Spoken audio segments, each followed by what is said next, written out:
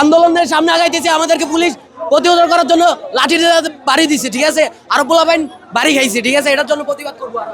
একজন শিক্ষার্থী তিনি জানাছিলেন আইন শৃঙ্খলা বাহিনীর সাথে তার কিছুটা বাকবিতণ্ডা হয়েছে এমনটি অভিযোগ তিনি করছেন এবং তিনি কিন্তু পেটে হাত দিয়ে এখানে সড়কে বসে পড়েছেন। আমাদের দাবি কি হয়েছিল, কোন জায়গা থেকে হাতাহাতির পর্যায়ে যায়? হাতাহাতি, আমাদের লাঠিচার্জ করেছে, লাঠিচার্জ করেছে আমাদের ফ্রেন্ডের। ভাই, আমাদের ফ্রেন্ডের শিক্ষার্থী ইতিমধ্যে অসুস্থ হয়ে পড়েছে এমন দাবি তুলছেন এবং তিনি কিন্তু সড়কে বসে পড়েছেন। কিন্তু বাধা দেয় সবসময় পুলিশের আমগো সাপোর্টে থাকে না কখনো প্রশাসন।